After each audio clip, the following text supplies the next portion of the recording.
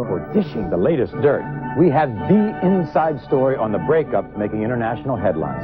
Practically every day, it's Charles versus Diana. Fergie dumping Andy.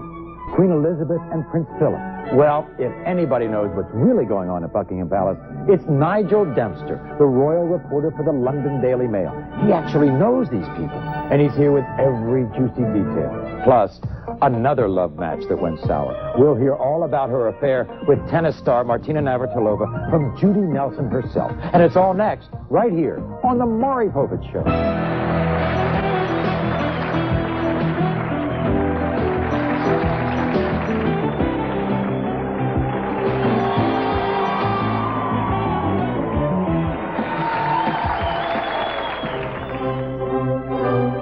It is clearly not the fairy tale it looked like it would be. Scandal and heartache have created a royal mess at Buckingham Palace. First, the tabloids discovered topless photos of Fergie and a lover. Then, tapes of steamy phone conversations confirmed rumors of Prince Charles's affair with Camilla Parker Bowles. And some more tapes appeared, this time exposing secret love conversations of Lady Di. Will the royal family ever recover? Now a new book takes us behind the palace doors, revealing untold secrets that have led to the downfall of the House of Windsor. Could it be true that Charles tried desperately to call off his wedding with Lady Di? Or that Sarah Ferguson started an affair while pregnant with her second child? This new book claims to tell all. And now we're going to get the real skinny, the truth. What is going on over there? Is this a soap opera that we've never seen before? We're going to get the latest on the British royals from the man who has a direct line to Buckingham Palace. Nigel Dempster, gossip columnist for the London Daily Mail, is here. And Nigel's newspaper is the official newspaper for the royals. His new book, Behind Palace Doors, gives a through-the-keyhole look inside the marriage of Prince Charles and Princess Diana. Now, is it over? It's totally over, and next December she's going to get a divorce on the grounds of 2 years separation, and she's going to quit the royal family, she's going to quit her public duties. And in fact, last December when it was announced, she wanted to do that, but the Queen said, please, please stay, because you are our greatest asset. And I think that's absolutely right, she is our greatest asset, but next December she's gone, like a puff of smoke. Now, do you think the Queen knows this? Oh yes, the Queen's been told, and obviously it's going to be a tremendous burden on the royal family, because Diana is 99% of the royal family. Wherever you go in the world, Diana is the royal family. Where did it go wrong? I mean, what happened? This is the fairy tale everyone lives. We wanted it to work so much. We live our fantasy lives through people like Charles and Diana. Charles had to get married to someone who was virginal, who had no background, no boyfriends coming out of the woodwork to claim. Stop right there. Is it true about virginal? Oh yes. That Diana was examined by how many obstetricians, gynecologists? I think just one was enough. Really? Yeah. I had heard like 5. 5 had to come in. No, that's not true? I think that one was there and others were backing up just in case. But her father was very proud of the fact that she was a virgin, and just before the marriage he was telling everyone who wanted to know in the family that his daughter was pure and tidy, and Charles was going to be her very first man. Now this is very important. She wanted this marriage. She wanted to love Charles, right? She was in love with Charles. She was madly in love with Charles.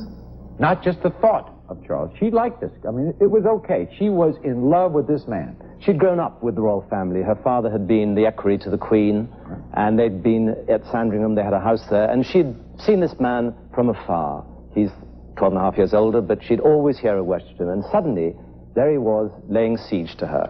And she fell hopelessly in love with everything there was about him. She loved him, and the fact, of course, his position. She loved that as well. Now, on the other side, Charles was told, now you have to marry. He'd run out of girls, and the girls that he had been going out with, they all turned up. One had two men she was living with, though not at the same time. Another had nude shots taken of her, all those sort of things. And suddenly, here is a girl who's everything right about her. She's titled, she's beautiful, she's pure, she loves him, and she is just the ticket. And he tries desperately to make it work, but he can't fall in love with her. Did he at the last second before the marriage? Don't you write that he almost chickened out or tried to? They both did, because Diana kept on hearing and finding this woman, Camilla Parker Bowles. Wherever she went, Camilla Parker Bowles was. I mean, it's like a shadow. I mean, it's like this name is a shadow in her life for all these years. And she couldn't believe it, because here's Diana, who's beautiful, tall, statuesque. And here's this dumpy, frumpy housewife who's got sort of rather unclean underwear from what one hears, and Nice. No, she's I'm not being unkind. What I'm saying is that she's not a fashion-conscious woman, and when you go to her house, you've got to be very careful where you put your hand, because dust comes up everywhere. Well, what's the attraction? Why would he be attracted to her? When they first met, which was in the 60s, Camilla is, I suppose, a year and a half older than Prince Charles. She was fun, she was vivacious. He was very shy. He used to blush whenever anyone spoke to him. And she took him out of that. And they obviously started an affair when he was 21, 22. And she has something for him. She's able to get through to him. And, of course, she panders to him. She says, and she's the only person that does say this, she says, "You're wonderful." And he believes her. Yeah, but she's married. This is a slight problem. But luckily, her husband is in the army, and his career has never suffered, can you imagine or believe, by Prince Charles laying siege or laying court to his wife. In fact, he's the only man who's got to brigadier without having ever gone abroad and done active duty, although he did have to go to Ireland once or twice. Yeah. It's strange, though. I mean, how does one have royal duties? He is the father now of children. He has lots to do. Where does he have time to have an affair? Well, if one listens to the tape, which is in the back of the book... Oh, we're going to get to the tape. You'll see that they have great difficulty meeting. And part of the difficulty, of course, is because she's got children as well. And the difficulty is that they are going to be found out. These tapes date back to December of 1989. And so they've got to meet in safe houses of friends where they can't be found out, or where there aren't photographers, where there aren't people like the John Bryan and Fergie photographs. So it's a very tricky situation. And I think that much of the passion between Camilla and Prince Charles is because they can't meet most of the time. So that brief, secluded moment has got all the intensity that you devote if you were with a wife all the time. They've just got this one chance. Now, the tapes. Why all of a sudden are there tapes? What tapes are real? Does Nigel says his tapes are the truth, and maybe there are some other tapes that aren't? And by the way, are Charles and Diana good parents? Who's going to get the little kids? Who's going to get the boys? Who's going to get custody of these kids? Because one of them could end up being the King of England. We'll find out when we come back.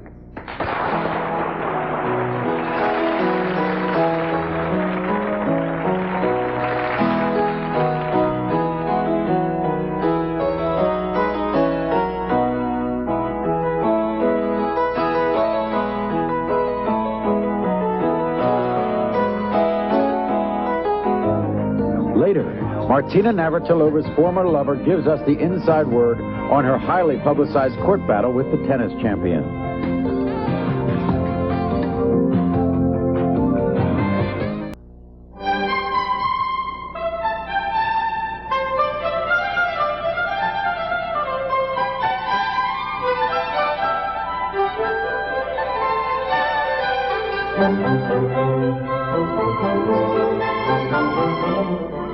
Nigel Dempster uncovers the marital woes of Charles and Diana and much more in his new book, Behind Palace Doors. Are they good parents, at least? Let's just go to places where we can get some things to talk about that are decent. Charles and Diana are good parents, but they're not parents together. They share the children, and for certainly the last 2 years, they're never with the children together. They've had one holiday together in the last 2 years. She is wonderful with them, and she's the first royal princess to take the kids to school, collect them in the afternoon, all that sort of thing. Charles, when they were born, was a tremendous father. He gave up work altogether, and he went through the washing of the baby and doing the rest of that. But then, when the two of them started getting apart, growing apart, obviously the children became the pawns in the relationship. And now, who gets custody? Half and half. There's been no argument about custody. They spend half the holidays with Diana, half with Charles, and at very rare moments they see both parents at the same time. There's no argument about the children. Now, we've talked about Charles, and I assume you believe he's still seeing Camilla Parker Bowles? Not since January. Oh, well, okay. But that's the other woman. Is there another man? No. Her brother, Lord Spencer, who's 28 last week, I rang him up for the book and I said, can you just give me a stare on other men? Because there are sexy talks on these tapes. Yes. Yes. No, not with Charles and another man. Are you kidding? And he said, hand on heart, my sister Diana has only ever slept with one man in her life, and that is her husband, Prince Charles. Now, what about these tapes? Where did they come from? There are people who've got nothing to do late at night, and they don't want to watch television. Obviously, our television in Britain is not as good as yours.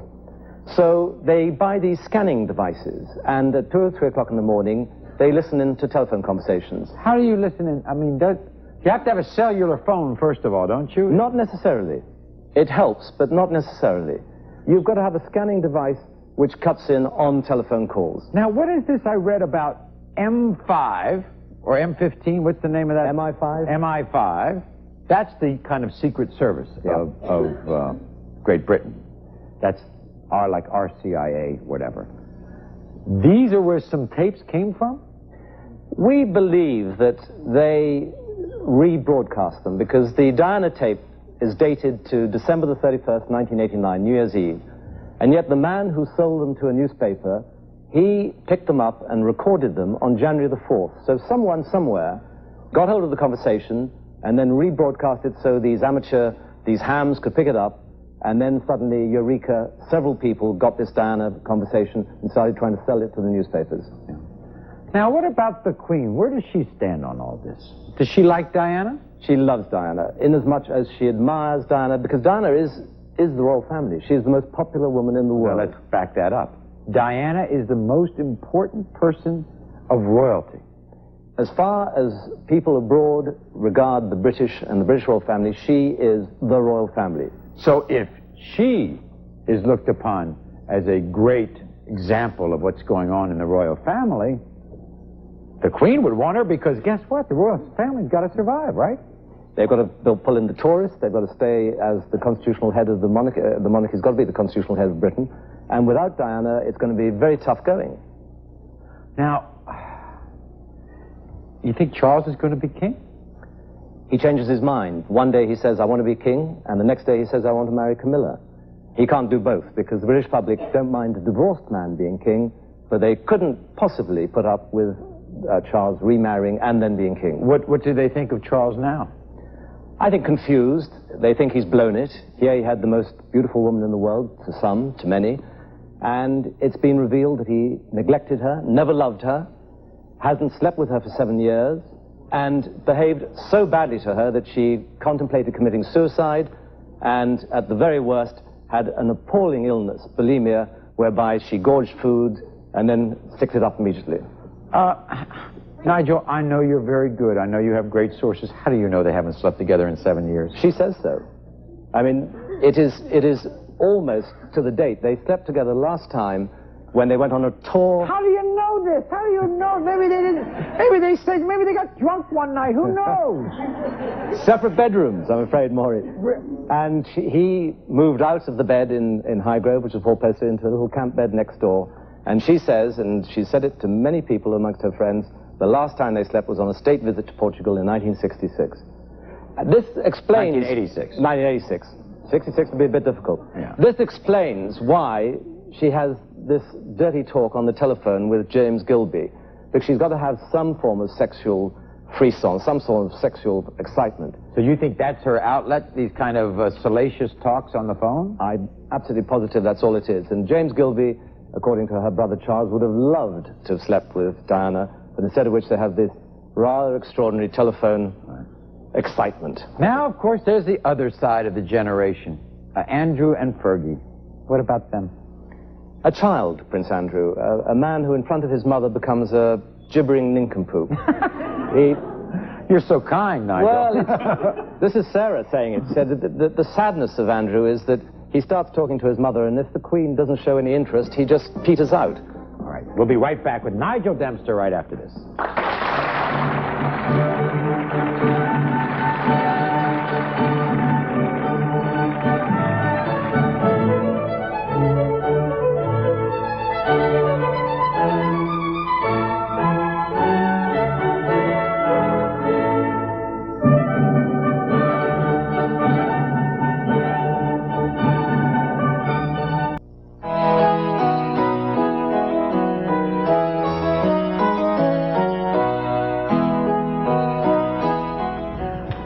She's pretty, Diana?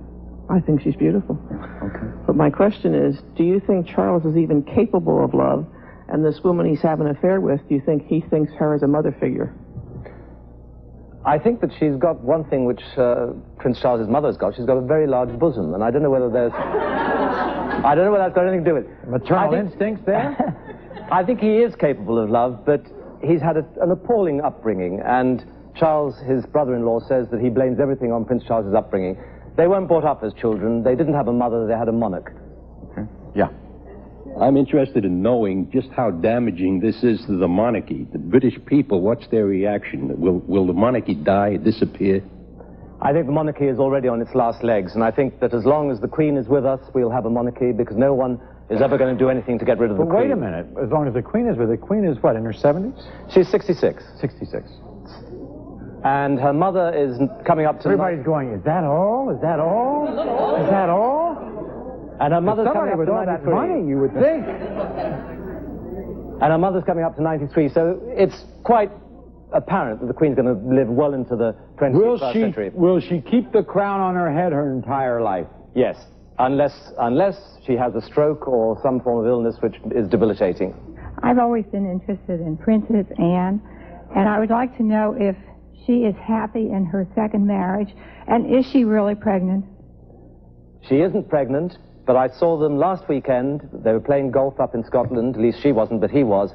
And he is tremendous for her. And for the great advantage is he's 4 years younger, so she's kept about her But you business. like this fellow, right? Tim Lawrence. Commander Tim Lawrence is a great man. Yeah. Okay. Yes. I would like to know, how does the royal family feel about you meddling into their business? Oh, very good. All right.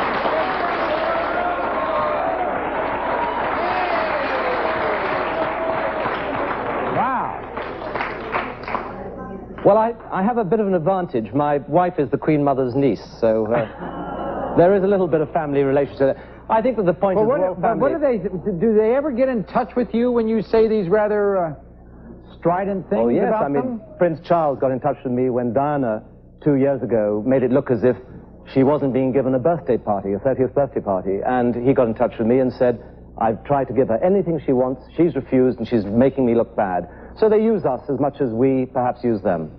I have two questions. Who's Charles sleeping around with now? Oh, you're tough. I'll give you answer question number one. The answer is no one. He's not been able to... How do you know that? Well, we've been keeping a fairly good eye out for him. Okay. And I heard the Queen had a cousin or a niece or something who was mentally retarded, and that cousin or niece was sent away and hidden from the world. The Queen Mother had two nieces who were mentally retarded, and they were, till very recently, one is now dead, in a mental hospital just outside London.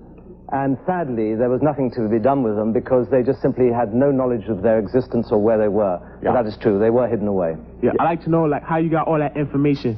Like, what do you do to find it out? Quite a lot of people I've grown up with. Andrew Parker Bowles, who's the poor hapless brigadier who's laid down his wife for his country. I've known all my life. Camilla Parker Bowles I've known for 27 years. Have they ever tried to sue you? No. I'd like to know, how does Princess Margaret feel about all this? She had such a tough time when she broke up with Lord Snowdon. I mean, they just practically threw her out of the royal family. Oh, and she, by the way, I mean, and her story was nothing compared to what's going on now. She feels very sad that the royal family has got this bad publicity because, of course, when Princess Margaret was younger, she was the one who was getting all the bad publicity. Yeah. Why do you think the American public is so fascinated by their private lives? Yeah, how about the American? Why are we? You know, she's the bestseller on People magazine, Diana is. She's been on more covers of American magazines than anyone else. What is the fascination for us? I think it's because they're real, and they live in real castles. They live in They have boats, they have planes. They are people who you can come to England and see any minute of the day.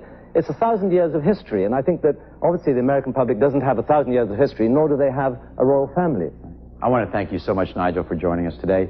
Behind Palace Doors. That's the name of his book. It is just out, and I want to thank you very much for joining us. And now when we come back, another very public love match that went terribly wrong. We'll be back in a moment after this.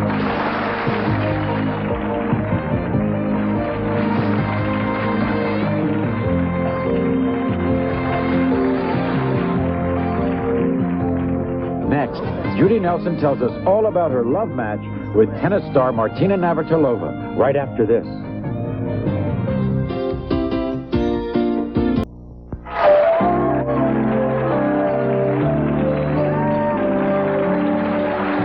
Now, there are a lot of themes in here, but this is a story about a love affair gone sour. Martina Navratilova, perhaps the greatest woman tennis player ever. But in 1991, her big match was not on the court, but in court. This is exactly as things happen in the 90s in Miss Navratilova. An emotional Martina took the stand to defend herself in a multi-million-dollar lawsuit filed by her former lover and partner, Judy Nelson. A key point in the dispute was a contract the two had signed and videotaped. The private lives of the two lovers became very public.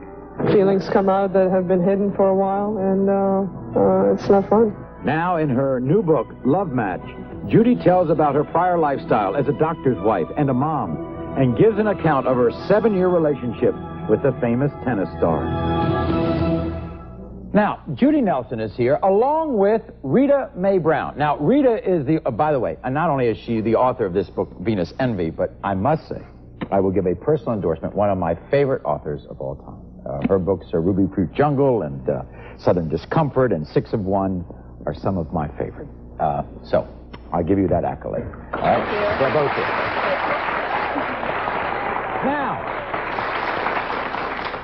let's get this straight. You two are a couple now, right? Couple of what? Well, well, why don't you describe that? I mean, you all live together? Yes, we have a farm together in Virginia. And the one, I guess, big thing in common you both have is Martina, right? You were both lovers of Martina Navratilova. Yeah. But one time or another. This is what I don't... I won, though. How did you win? You won Rita, you mean? No, I was with her longer. Oh, than Rita? Oh, did you take her away from Rita? No, I'm a good Southern girl. I wouldn't ever do that. Okay. Just give her time. Now, you were friendly with the two of them when they were with Martina and Judy for all these years, right? Mm-hmm. So how do you two end up together? You know, it was really kind of funny because when they broke up, I mean, Judy was like a possum that had been hit by a Mack truck. I mean, she was just all over the road. She was a mess. And she would call and cry, and I'd say, you know, Judy, you're not the one I'm worried about. It's Martina, really, that I'm worried about, because I think you'll bounce back and you'll be just fine. And over the years, I think we got closer. But it occurred to Judy before it occurred to me, because I was perfectly happy to be friends. And she kept saying, well, I think there's more there. And I kept saying, more what? It's true. It's true. She was just... You could tell everything. Oh, she does this all the time to me. Well, because everybody thinks that Judy will be chased because she's so pretty. But I just want to go on record. She chased me all over Virginia. Wonderful. And if you believe that... Well, but you started out, as I understand, when you and Martina broke up, and it was, you know, in the press. I mean, big-time stuff. Yeah. You acted as kind of the peacemaker here. You know, I would have done anything to keep those two women out of court. I think it would have been a disaster for Martina. Even if she'd won, it wouldn't have mattered. It would have been a disaster. And she's worked too hard to get where she is to have to go through all that. And really, they could have settled out of court. But, you know, once lawyers get into it, as this is something every American knows, it just goes on and on and on. And finally, I think Martina woke up and saw, you know, this is a no-win situation. Let's just do what we can and get out of here. And it was like, but it took a year of nonstop talking to both of them. Yeah, and I would like to say that in the beginning, of course, certainly I would have rather it just been able to have been settled by the two of us without ever having to file a lawsuit. You know, that's the saddest part of the end of the relationship. But Martina was walking away from an agreement that we had. Yeah, this is I felt that it was important that she honor that agreement. I felt that what we had done many years before, when we wrote that up, was to sort of outline our responsibilities to one another. And, you know, the law doesn't provide that for same-sex couples. Right. It does for heterosexual couples. Those things are outlined. And it's very explicit. But for us, it's not. So we did that and took it upon ourselves to do that. And I felt that she should honor that agreement. Did you devote your life to Martina during those years? Yeah, I did. And I would do that again. But in a different way.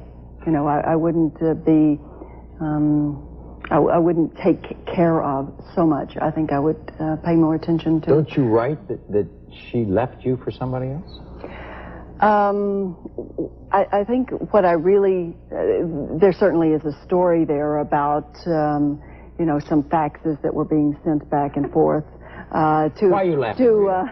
To another person, but I don't, you know, you can't say that is why the relationship ended. I think you can, it's fair to say that Martina doesn't leave a relationship without having another one already waiting, but certainly that's not the reason the relationship ended.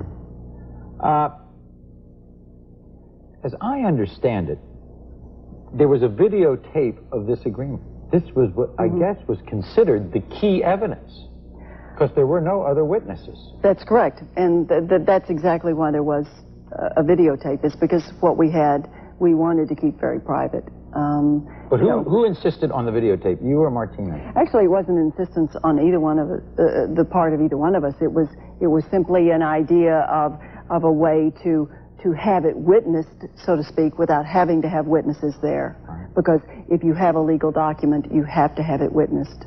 And we didn't want to do that. We didn't want to bring any outsiders in. You know, even our families weren't allowed in during this process. And so it was a way of sort of making it, you know, a legal document. And you worried about Martina all the time in terms of a breakup rather than Judy? I do. I still do. I think she's a lot more fragile than she realizes. And you know, of course, what her comment is on the fact of you two living together is she's not upset at all, and her spokesman says Martina is one who lives and let lives. I think that's true. I think she is very generous of spirit in many ways. But, you know, the life that any professional athlete leads, not just her, it's so narrow. And we only see the best part of them. But they are often 10 and 15 years emotionally behind their own generation because they're so removed and protected, and in essence, in an adolescent pastime. But as I understand it, Martina's very upset with Judy, doesn't talk to Judy. Does she talk to you? I haven't talked to her since before Christmas. I would hope she'd talk to me.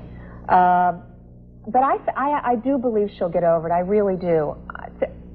She doesn't want to hold grudges. It'll just take her a long time because Judy challenged her. Nobody's ever challenged her before except on the tennis court. This is the first dose of reality this woman has had in about 20 years. So you approved of what Judy did?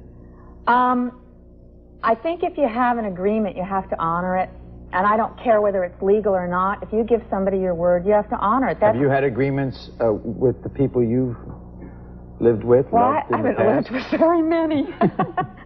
I'm sort of the... Well, you and Martina... Hey, I haven't either. Well, no, you and Martina didn't have an agreement, did you? No, not at all. But I come from a completely different world, Mr. Povich. I mean, Judy was married and came from a heterosexual background where there really are rights and obligations. And I never expected that from anybody. And maybe that's my fault. Maybe that's a real mistake that gay people make, is that we should expect more from one another instead of just making it so easy to walk away. Well, I think at least you should outline your responsibilities. You know. All right, you take out the garbage. Yeah. Right. Then you cook. When we come back, let's get a little bit into why Judy Nelson left that heterosexual life, and why, after this.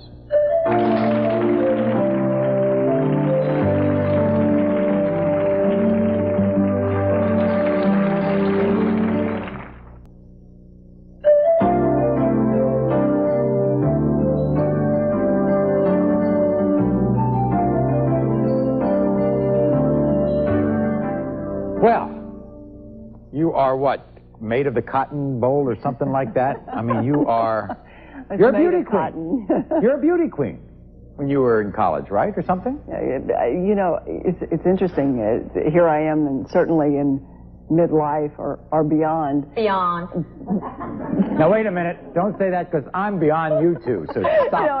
How long will you know, do you keep those sort of titles? You know, I don't know. Still a beauty queen. Sure. She lived up to it. Okay. To my sons. What I'm trying to get at is that you are leading this great life in Texas. You are a Texas beauty. You get married to your sweetheart and have 2 wonderful kids. Yeah. And then all of a sudden, in what, your 30s, I guess, maybe? Yeah, I was 38. 38? Yeah. You meet Martina Navratilova? Yeah. What happened? Fell in love with her. How does one do that? You know, I mean, I know a lot of guys who are great-looking guys who are I friends think you of have to mine. back up a little bit and see really what was going on there. My husband and I, 8 years prior to that, had separated for 2 years. He had had a number of affairs, none of which I was ever allowed to even speak about. It was like that happened, but I was not allowed. Oh, sure. You knew about them, but you couldn't talk Not about until after the fact, of course. Right, but you knew that he had had affairs, but you didn't talk. You weren't allowed to talk about Only that they happened, you know, but never why, how, when, nothing like that. And it should have been dealt with. We got back together. We really tried to hold the marriage together. So we struggled for about 8 years. When Martina came into my life, I was not in love with my husband anymore. He knew that, and it was a problem for both of us, because we come from a background when you make a commitment, you make that for life. But you hadn't also been in love with any woman before either, No. Well, I'd never even thought about it. Never even considered it, not been attracted That's what to I one. wanted to get. How does that happen? You know, I think, from my standpoint, looking back on it, first of all, being the good Southern woman that I was married. I would have never had that lunch that I write about in the book with a man. I would have never done that. You know, that wouldn't have been right, so to speak. That lunch meaning? I had lunch with Martina, and it is during that lunch that we really sort of talked about our philosophies, about life, about love, about how we felt about things and people. And you knew, so on and so forth. and you knew that Martina was not heterosexual. Didn't matter to me. But you knew about it. I think the answer to the question is Martina's very easy to fall in love with. There you go. She's absolutely adorable. Yeah. How can you resist her?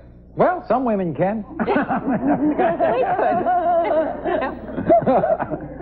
Yes. I have a question. Was it that you fell in love with Martina Navratilova, or was it that you fell in love with the fact that she had a lot of money? Oh, my. Convince you to become homosexual or gay? That's a fair question. I'm not trying to diss you. No, that's certainly a fair question. No, I didn't know how much money Martina had. Didn't make any difference to me. But how about the celebrity And I don't think that a woman, I mean, if you really think about the issues here, you know, it's been much easier for me, if money is what I wanted, to have found a nice, rich man. How much easier would that have been? I had 2 children. I had a family. I was born in Fort Worth. That's my home. My parents were born there. I was a part of the community. I'd done everything exactly right all my life. And boy, this was not the time to say, hey, wait, I think I'll go with this woman. Won't this be fun? And boy, that was different than the way you were, Rita, because you knew what you were, what you wanted a long time before your late 30s. It's true. I always thought gay people were like blondes. There are fewer of them, but they have more fun. I decided I'm going to do that. And so, no, I didn't have any great crisis or have to go through anything like Judy did. My crisis was making a commitment. Because I think, you know, what's the difference between involvement and commitment? It's the difference between ham and eggs. The chicken is involved and the pig is committed. And I never wanted to make a commitment, you know. So I had to work up to that. Now, you see, you take Rita Mae Brown's analogies, and that's why I like her writing. I love this kind of stuff. But But you two are so different. You have been so outward, Rita Mae, in terms of talking about your sexuality. You're very comfortable talking about it. And Judy, you were in a relationship where with Martina you almost had to hide it because the public couldn't know about you two, or else her sponsors would leave her. She would lose a lot of money. Her career was involved. That's interesting, but I think at the time that I came along, Martina was far enough along in her career that she could pretty much do what she wanted. You all didn't downplay your relationship? We didn't talk about it. I mean, openly. I mean, I didn't do interviews. I didn't, you know, I was really the woman behind the woman, so to speak. I never denied it. I didn't put it out there. When Rita Mae, when you were seeing Martina, it was a different story, right? Well, it really was. I mean, she was so far in the closet, she was in danger of being a garment bag. And that's not her nature. But it was the sponsors, it was the endorsers. I mean, they just scared the heck out of that kid. Right. Okay. How do your kids feel about this? How about your kids, Judy? My sons at the time were 9 and 12, and now they're 22 and 19. One just graduated from college the other night. And it was a long process. You know, they didn't just jump up and down and say, oh, this is great, Mom's with a woman. But they learned to love Martina, and we brought the family together, and we worked very hard on it. Yeah, and here's the deal. When you and Martina broke up, what was their reaction? They were heartbroken. Matter of fact, there are a couple of letters that I asked their permission for that I put in the book that they wrote to Martina. Really, it was the boys telling Martina how much they loved her and admired her and how much a part of the family she was, and that even if the two of us couldn't be together for whatever reasons, that they hoped that they would remain close to her, that she was an important part of their lives. Rita Mae Brown, Judy Nelson. We'll be back right after this.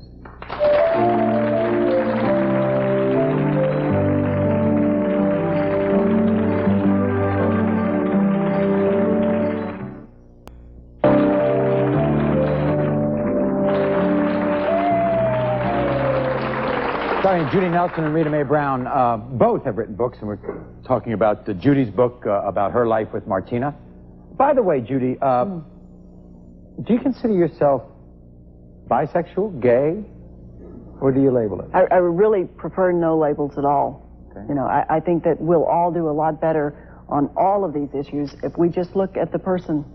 And this leads me to Rita Mae, because in her book, Venus Envy, which is also out, this is a woman who basically is in the closet until she thinks she's going to die.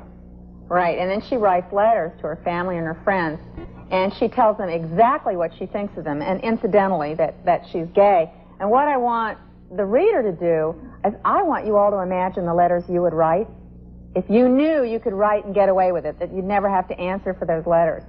And the response... There'd be a lot more letter writing going on. I think so. I mean, people either love Venus Envy or they hate it. Nobody's lukewarm about this book. Right. But does that say the difference between the two of you? I mean, you have been... there's a great contrast, Judy, between you and Rita Mae. There is. I mean, I'm sure your friends who have known you a long time are saying, I can't believe these two are together. You're right. You're right. Is that right? We do sometimes. We look at each other and say, is this really real? So what's bringing you two together? Oh, I think that we have a lot of the same passions. Horses. Yeah. Horses. We love horses. And we both have a sense of humor. And really, Judy is so terminally nice, and I'm so terminally not. You know? We kind of even out into one okay person. It's a nice balance. Okay. Yeah. Yes. I wanted to ask, was that a prenup agreement, or was it just a plain agreement between you and... No, actually, Martina and I did not do this agreement until about 2 years after the relationship had begun. We were together 2 years before we decided to really outline our responsibilities to one another. And is it true that no one still to this... One of the when you made an out-of-court arrangement, one of the conditions was that we never know what it was? How much money was involved? I think that to keep that private is one of the things that that we both want to do. Has she kept it private? As far as I know. Have you kept it private? You bet. And do you two ladies share a contract as well? No. We do not. Have you ever talked about it? No. No. Is this considered to be a non-commitment between the two of you? I think we're sort of revving our motors. I love your pictures, Rita Mae. I have always loved your... I think at some point when we're, you know, it's there again, it's like any other relationship, whether it's heterosexual or homosexual, you look at it and you say at some point whether or not we are willing and want to make a commitment to someone. Okay, we'll be back right after this.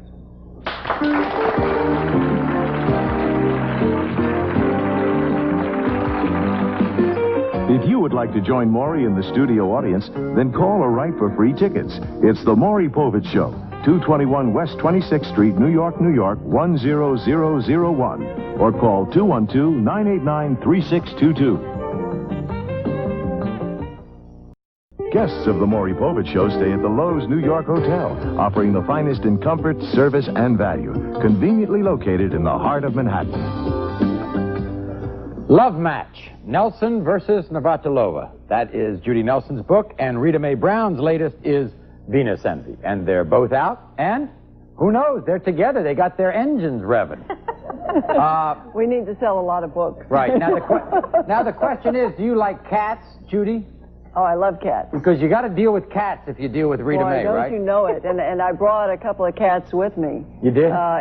Into this thing, and you know, it's an interesting mix that we have. And you, of course, write books with cats. Sneaky Pie Brown has her mystery series. I think her latest one out is Rest in Pieces, and this cat now gets more fan mail than I do. And people come up to me, they walk right by me. Where's your cat?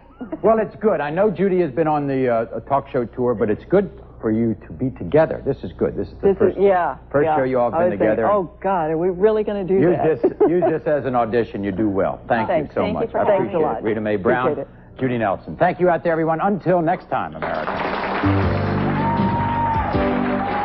Tomorrow, a woman who's being forced into hiding because she's convinced her husband will kill her.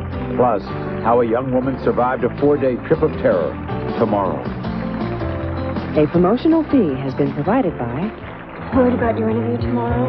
Not if I could get some Z's. Nitol safely helps you fall asleep fast. Nitol will help you get your Z's. The Remington microscreen shaves as close as the blade or your money back. And the Remington Hygienic Clipper for precise trimming of ear and nose hair.